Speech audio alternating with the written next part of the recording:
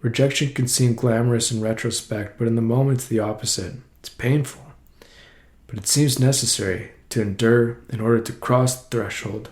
In making these videos for the past year, I've seldom felt as much rejection of how in a way I can feel like the entire world could not care less about the video I posted.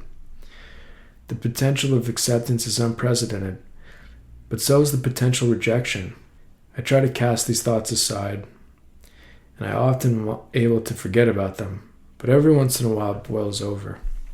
To fail more acutely, to have the opportunity to endure a more concentrated rejection.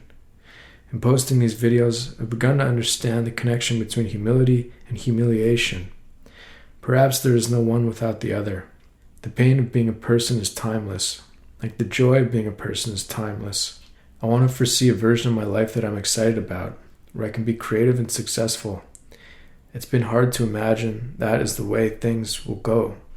So I need to dream of the future I want to have, that my YouTube videos gain a decent audience, that I'm able to publish a book. Maybe I can travel to the United States, to Japan, to Europe. I feel alone and hopeless with all of this, but I have to keep going. I have to try again. I find myself trying to avoid these kinds of feelings, thinking they will not help me be successful. They will not be good for Nora, but I have to confront them. I have to write about them honestly, even though they seem so stupid, that they are so embarrassing, that they are so juvenile. That idea of people, of an audience, of trying to make this thing work, to endure enough rejection, to endure enough failure that I'm able to push far enough that I'm able to connect, the humility to accept that I want to be successful, that I want to be appreciated for the work that I do to be considered good or useful. Miriam watched the last video I put out. She said that it was a good one. She didn't understand why I included the part about cleaning Nora's diaper pail. I told her that I want to keep writing about the audience, writing about the need or desire of people's approval, to write about it enough that I feel like I'll be able to understand it or to overcome it in some way, to get ahead of it, to understand my place in it. Looking at my self-loathing more closely, trying to understand my own self-perception, to understand what we don't like about ourselves, to understand what I don't like about myself, to find a way to capture the thought and to accept it, rather than putting in so much effort in to try and deny it. But it seems now I'm exhausted. The self-criticism isn't as apparent as the anxiety that I feel. The anxiety, another feeling I cannot seem to place in this moment. There's something in me that feels like I should be constantly working and constantly focused. That if a moment comes where I'm not doing something that I think is productive, that I'm failing. That sense of failing, I don't know where to place it exactly. Nora's awake now. I'll come back to this when I can. I open the window for her. She watches the cars pass. She watches the kids walking home from school. The sun angles onto her. The fresh air enters the room. She's calm, grabbing my hand without realizing she is doing so. She crawled around the room, trying to take her books from her bookcase, saying hello to her friends, the sloth, the bear, the elephant, the dog, the bunny, everyone but the lamb, who was in our room. I changed her diaper. We went downstairs. I gave her her bottle. When Miriam was finished her meeting, she came downstairs. We ate lunch. The short ribs that I had taken from the freezer hadn't thawed. We would have to have them tomorrow instead. I thought about the first pass of the edit. There was something about it that felt new to me. It seemed less pressurized, but maybe more realistic in a way. I was excited to return to it when I could. I thought about the following day. I thought about when I would have time to write, feeling anxious about it, knowing at that very moment that I had the time to write. I was already in a position that I could be calm and write in the quiet, but instead my mind jumped into the future, thinking of the scarcity of tomorrow, how I wouldn't have enough time, how there was never enough time. I was playing chess with someone from Italy. We were well matched. I felt like I was close to checkmating them, but they kept finding a way to squirm out of it. I looked at what they did. I didn't decide on a move. I'd come back to it later. Instead, I would sit. I would drink my coffee and grit my teeth. I knew I should drink my water and try to slow my thoughts. As I thought about trying to focus, I went onto YouTube to see if any new videos came on. I watched bits and pieces of things, wondering what it was that caused my thoughts to split and what caused me to reach for my phone to look at YouTube. I closed the app. The red dot on my chess app was still there. The move was still waiting for me. I put the phone down. I drank more coffee.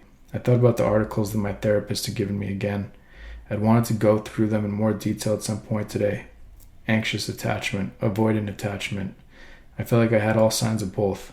I clearly carried each of those things around with me, but what could be done to get rid of them? Could I put them out on the curb to see if the neighbors wanted them? I would leave them there for a few days, but if no one took them, I'd toss them into the respective bin and wait for the garbage truck to come pick them up, to take them away and toss them into whatever landfill they went to, so they could rot, with the diapers and the tin cans and the fish skeletons. The seagulls would come and swoop at them, pecking their beaks into the bags, spilling the muck into whatever other muck was there.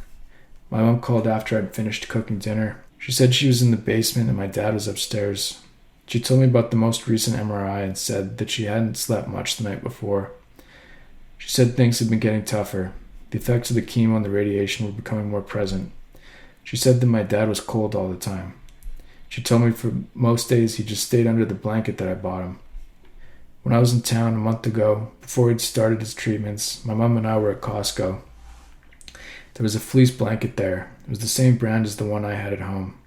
I reached for it and told her that Dad would like it, but she told me not to get it. She had enough blankets and she didn't like it. I told her that the one she had kept falling off the couch and it was too thin and decorative. I told her he needed something better. I told her I had the same one at home and it was good. She said no again. I put the blanket back onto the shelf and pushed my anger back downward. I wondered how it might have been, how much this scene might have mirrored one from 30 years ago. Maybe I wanted a box of cereal or a computer game or something. Was this any different? Was I the same spoiled kid throwing a tantrum in the aisle? As we walked along the remaining aisles, I felt the anger build inside of me. I'd become quiet and my thoughts began to become more and more aggressive. I began to feel a gentle kind of rage, almost like ground meat sizzling at the bottom of the pan. Instead of going to the next aisle, I turned and went back to the aisle where the blanket was. I took one from the pile and tossed it into the cart without saying a word. Later that night, I was on the phone with my mom again. My dad was there too. Miriam was with me. I was telling them about the beef short ribs that we had thawing in the fridge. We'd gotten them on sale at Costco a few weeks ago. I'd never made short ribs before. My mom said she hadn't either. She said she looked forward to hearing how they turned out for me. When I woke up the next morning, I took another shot at editing what I'd written earlier in the week. After an hour or so, I'd gotten a version that felt true to me, but still, I felt unsure about it. It wasn't that my grammar was messed up or that my tenses were inconsistent or the way I looked. It was something else. I couldn't quite place it. I decided to let it rest. I went downstairs and did my exercise and made breakfast. I found myself obsessing over the edit. It wouldn't sit still in my mind. The more I thought about what it was, the more insecure I felt. I was overcome with the fear of what people would think about what I'd made and the weakness they would see in me. I should scrap it. It was bullshit. Just delete it. I didn't understand why I felt so full of anxiety and sadness. I had food in my fridge, money in the bank, my daughter's healthy, my wife is happy. I knew how lucky I was. How could that gratuity not be enough? How could I be so insecure? How could I show so much weakness? I didn't know why, but I would own up to it. I would find the courage to face it, to accept it, to overcome it. Because at the end of the day, I knew that what I was saying was true.